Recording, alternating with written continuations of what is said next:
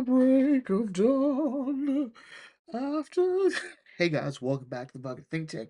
And we've got a special Duck Comics review here, primarily because this will lead into the next part of the Life of Scrooge redo, um, King of the Klondike. Back to the Klondike. So this is a fun one. It's actually one of the big stories under Barks. One that actually has left the biggest, one of the biggest impacts. This is a story about the importance of memory and history, and the girl that got away, or walked away, or the girl he kidnapped and walked away. Depending on your continuity, this is not only one of the most important stories, but also one of the stories that's had like the biggest legacy. It's repeated in in the original DuckTales cartoon and in the D17 DuckTales. Elements from this story will come to other ones, but anyway, let's get into it. So our story starts off with Scrooge in his money bin. He trying to remember that he spent all day. He just finished counting his money, and I can't remember how much there is. All right, he wants to like I can't remember where I put it down. I wrote it down somewhere. I can't remember where I put that. I need to call Donald to come and help me. Turns out Donald's been there. He forgot that Donald already showed up. And this is sort of the issue here. Scrooge's memory's gotten so bad he has to go see a doctor. The doctor says you've got blinkest of the thinkest, all right? You ain't quite bright. The memory's starting to fade. Considering Scrooge is old as dirt, um, that sort of tracks you. You know, as you get older, your memory starts to fade. Things start to, you know, lose their importance, or at least you forget the importance they had. But luckily, the medicine that he has to take now, which will boost his memory, has started helping already. All right, he remembers things like Glittering Goldie, White Agony Creek, four rocks in a square. He's like, okay, get the boys together, meet me at the boat. We got to go somewhere. All right. So when on the boat, Scrooge says, okay, so that medicine was so good, I remember something from 50 years ago. Like I said, Scrooge is old. Most remembered a rich strike. He had the Klondike, and he buried a hoard of nuggets in his claim of White Agony Creek, and then he forgot about it.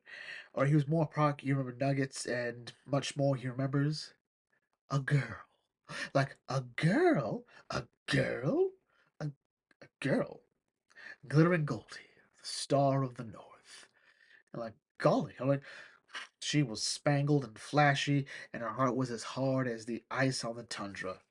The only live one I ever knew.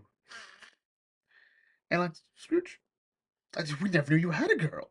Like really, up until this point, Scrooge is a lot similar to Sherlock Holmes at this point. The idea that he would be interested in anyone is just like a foreign concept. He seems almost sexless. Especially compared to Donald or Donald or Gladstone, who, you know, if anything, fawn over Daisy. But anyway, Donald says what became like I don't know, that was 50 years ago. Um, the boys asked the big question, was she your sweetheart? And I'm like, she's like, no, of course not. And like, oh no? Why do you get that faraway look in your eyes whenever you think about it? She was like, ah, that faraway look is me figuring out how the old girl owes me $1,000, which at compound interest over 50 years now amounts to $1 billion. And of course, Scrooge gets a well, we're actually considered about a bit more of a lecherous face. Like, I would love to be I'm glad to see her again. Yep, and Donald points out, yep, for a moment I thought Uncle Scrooge was human. All right, let's go. So they arrive at the Klondike, and Scrooge points them out to the Blackjack Ballroom. All right, and Scrooge says it's been 50 years since he came down here, and he remembers that day, courtesy of his super pills. All right, he remembers the piano was playing over there by the stage. Goldie was the star of the North was singing, and she was singing after the ball was over. After as the crackle of the new in a voice that was as beautiful as the crackle of new bills. Anyway, the boys like, we don't care about that. Tell us the story. So like, fine, fine, fine. All right. So I walked in to get a coffee. The bartender sneered, and I'm like, you know what? He dropped the results of what he got here. Um, a goose nugget as big as a goose egg. The entire bar was like stunned and like brave. Goldie saw it, like leapt on it, like da, da, da, da, da, da. Goldie then takes an interest in Scrooge, takes him in, drugs his coffee after finding out where his claim is, where he doesn't reveal where his claim is, and he wakes up in the snow, realizes, okay, he's been drugged, and yeah, yeah, okay, I've been drugged and robbed. I've been Cardi B'd. So he goes back to the blackjack ballroom, and he finds his weaklings and cowards have 10 seconds to clear out. And yeah, I love it. I love it. Oh, this is the hands, the violence. Oh, oh, wait. Okay, okay, okay. It looks like. Okay, so we see the throwing of the barrel knocks out 1, 2, 3, 4, 5, 6, 7, 8, 9, technically 10 if we go by the one at the bottom. All right. That coffee pot just hits one guy, but that chair hits one guy, who ends up hitting another guy, who ends up hitting another guy. Oh, it's just wild. And he climbed up instead of going up the stairs. He climbed up the bodies of the unconscious men he knocked out. He's like, you know what? I want my goose egg nugget. And of course, for the rest of the stuff, she wrote a check for.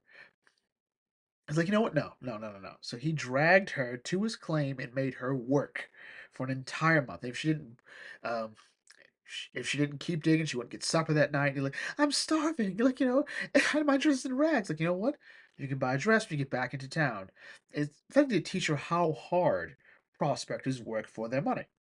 All right, let alone for the gold. All right, and so at the end of it, Scrooge paid her 50 cents a day, and that's all she got. She threw it in his face and said, I dug up more gold than you old tightwad. And that's the last he ever saw of her. Sure hope there's no other version of this that retcon that.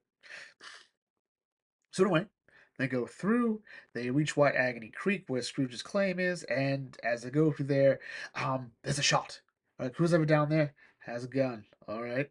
So we gotta figure out where it is. So over the course of this time trying to get to the claim, they're met by gunshot and a bear. Right?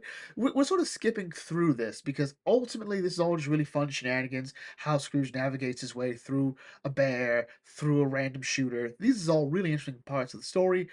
But if we spent all day going through that, this video would take longer. One interesting thing is, at one point, Scrooge will make out the silhouette of the person. It appears to be someone with obviously a shotgun. But Scrooge says, like, I could get the police involved or the law, but the problem is, I never kept the taxes on the claim here, so it technically legally isn't his claim anymore.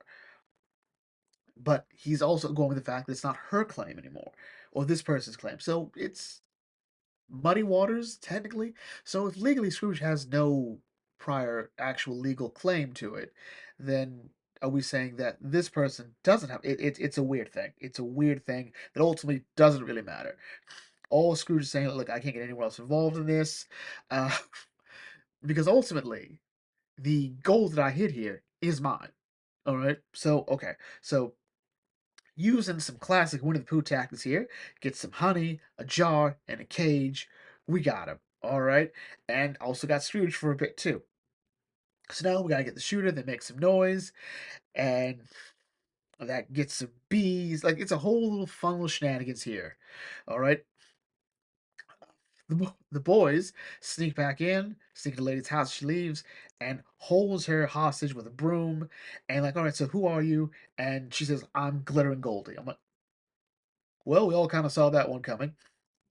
And she's like, okay, so someone, our friend, our uncle says you owe him $1 billion. And she's like, I ain't afraid of nobody. You're like, oh, Scrooge. Oh, no, no, no, no, no, no, no, no. All right, all right. He would definitely try to take $1 billion from a starving old woman like me. And she says, like the 40 years she scratched living from these frozen rocks, the lonely winters and the cold mountain mosquitoes, all for nothing. And it's like, what happened to the dance hall? It went broke after the gold rush. And effectively, this is what happens. All right, after the gold rush ended, no one went to where ever went to the Blackjack Ballroom or that town anymore. All right, Dawson. So yeah, yeah, that's kind of it. So the boy's like, okay, so we need to find some way to maybe do this, try to work it out with Uncle Scrooge. Um, but he's coming, so he's like, okay, I gotta get dressed, and Scrooge like it's all business. It's all business, but he's cleaning himself up a bit, cleaning his whiskers. He knocks on the door, and Scrooge all of a sudden nervous, like, hello, hello, ma'am. She's like, good morning, Scrooge. You're still as handsome as ever. And she's like, well, and you're as soft as soap. If you weren't so pretty, I wouldn't listen to you. But you still owe me $1 billion. And so we see a very what appears to be cold and callous Scrooge here. So she hands over the deed to the claim and all the jewels. It's the last she can pay on the bill, and like, okay, there should be more. What'd you do with all the money you made?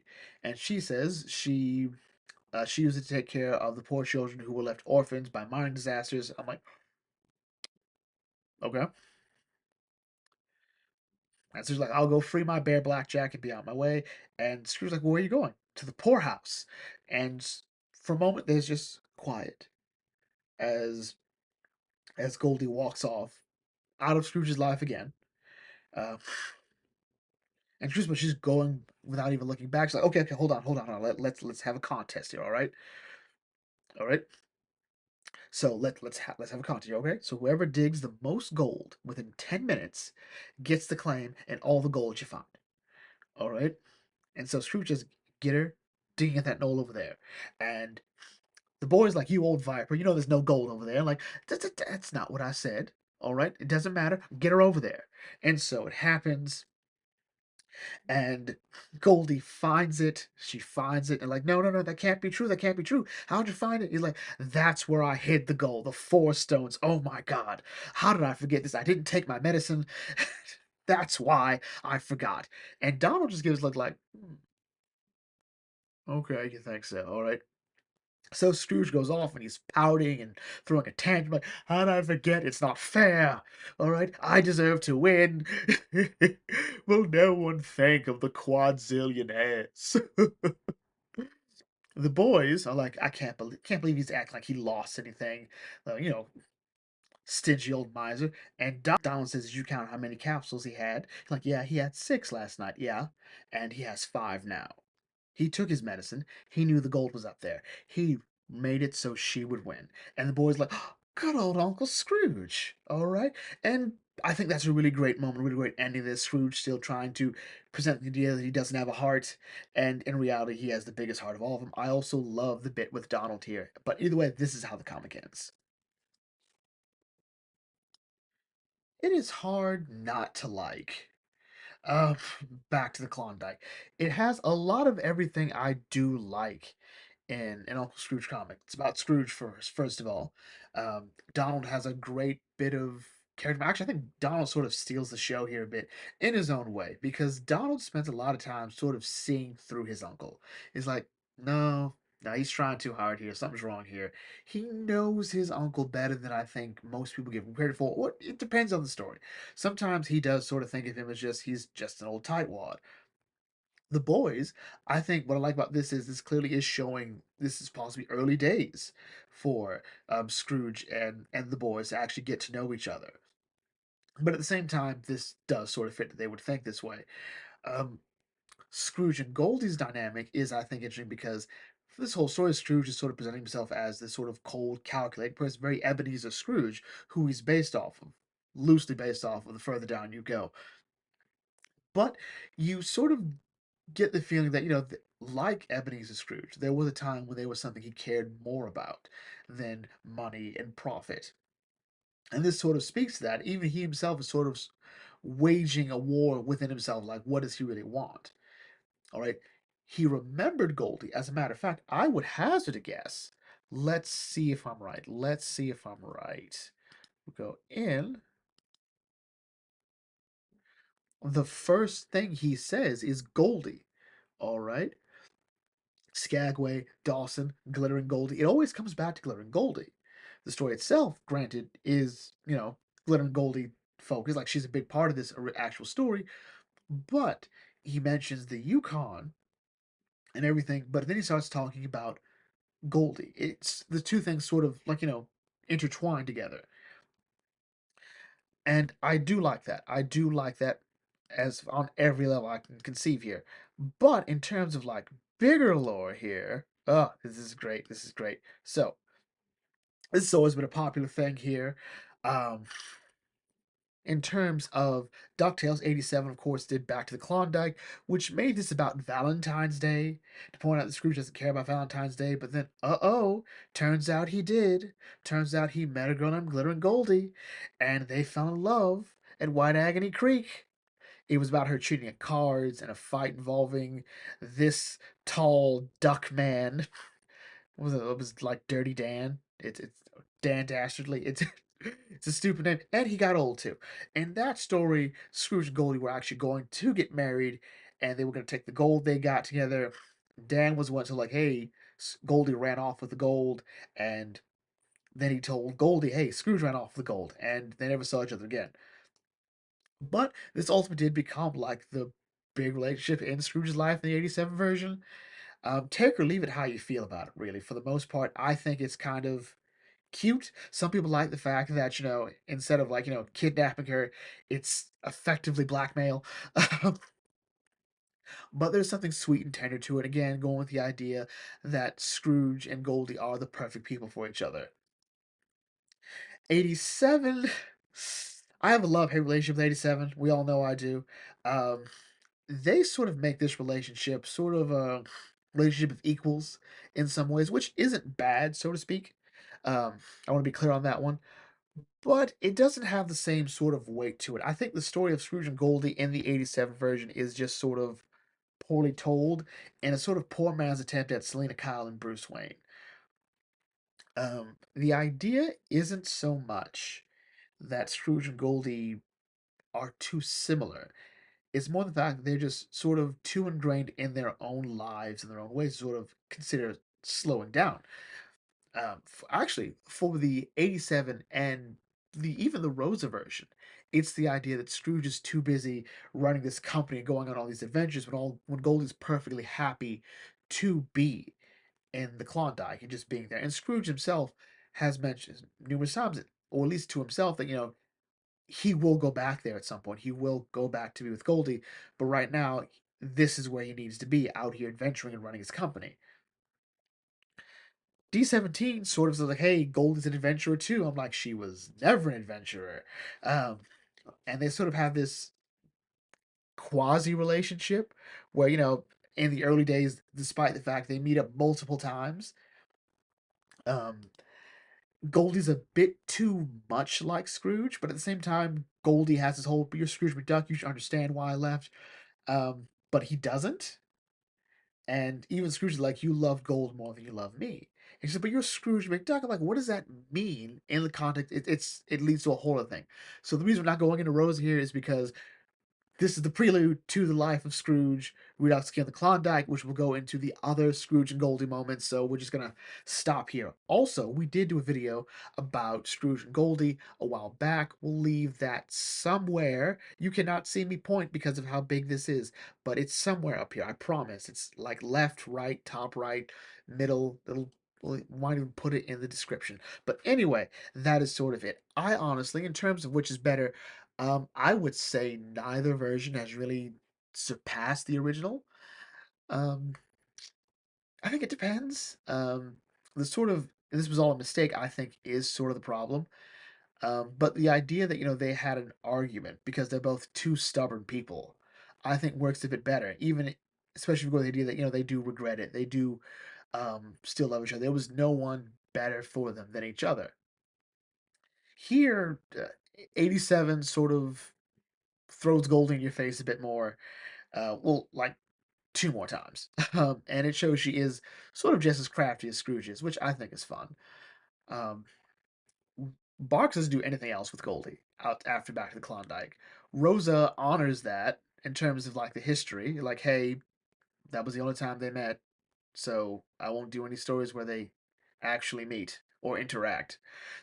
He does a story about the time in Wide Agony Creek, and he'll do a story where they almost meet up again, but fate and circumstances won't let that happen.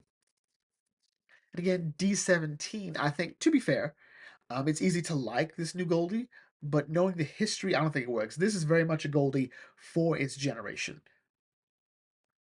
But anyway, with that in mind, this brings to a close. If you're new to the Bug Authentic, feel free to like, comment, share, subscribe. What's your favorite part about life? About Back to the Klondike? Did you like it? Did you hate it? I said honestly, no one hates life, Scrooge. No, you're not allowed to do that. You're not allowed to do that.